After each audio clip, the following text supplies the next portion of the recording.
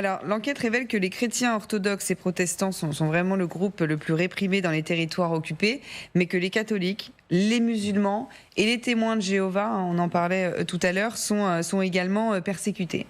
Alors les témoins de Jéhovah, peut-être c'est un petit peu à part dans la mesure où ils sont non violents, qu'ils refusent de porter les armes, donc peut-être qu'il y a une implication. Mais très honnêtement, j'ai du mal à saisir l'intérêt même des forces armées russes de mener ce genre d'action. On a l'impression de revenir dans le monde d'hier. Où finalement on martyrise des religions, donc ils vont en faire des martyrs d'une certaine manière. Donc j'avoue que j'attendrai d'avoir un peu plus d'informations pour me positionner vraiment. Et oui, vous en avez. On revient peut-être aussi à quelque chose d'historique dans la façon dont l'armée russe se comporte. Quelque chose qu'on avait déjà vu en Tchétchénie aussi, dans sa façon de faire.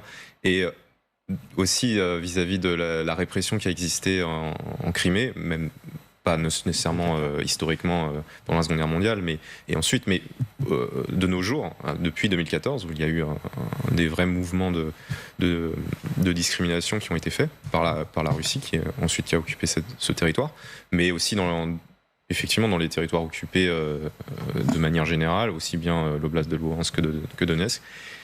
C'est toujours cette dimension de destruction totale de l'ennemi. C'est ça. Et de ce qui peut protéger parfois aussi peut-être la population, ou refuser la violence, ou dire voilà, nous, religieux, nous ne voulons pas aussi nous associer à ça, et donc ils sont encore plus peut-être persécutés. Il y a aussi une rage du côté russe de cette séparation entre les églises orthodoxes d'Ukraine et celles de Moscou, sachant qu'en plus il y a eu cet événement pendant l'Euromaïdan où les manifestants qui étaient en train de se faire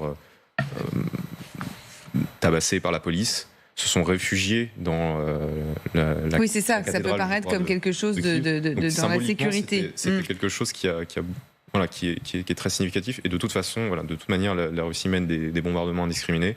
Les lieux de culte, en plus, c'est des places qui sont en plus particulièrement grandes, vers lesquelles les gens peuvent se réfugier.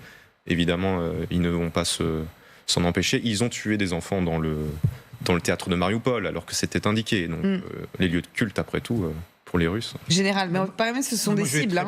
J'ai quand même le souvenir d'images qu'on a eues au début de cette guerre avec ces églises orthodoxes qui étaient au milieu des ruines, mais intactes.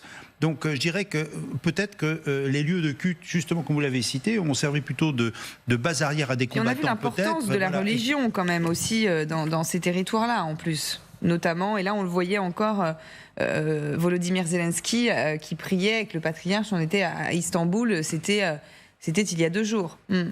Oui, mais enfin, c'est important aussi, ces symboles religieux. Enfin, rappelons-nous aussi qu'il y a quelques semaines, il y a eu une chasse au pop supposé servir le KGB en Ukraine. Donc je dirais que la guerre religieuse, finalement, est allée aussi à péril. Moi, je pense plutôt que c'est une instrumentalisation et que ce qu'on nous évoque actuellement comme destruction de lieux de culte n'est pas forcément lié à un phénomène religieux. Mais ça, je m'avance peut-être. 66 lieux de culte, Arlette, confisqués, détruits. Alors aussi certains transformés d'ailleurs en entrepôts, en service de police.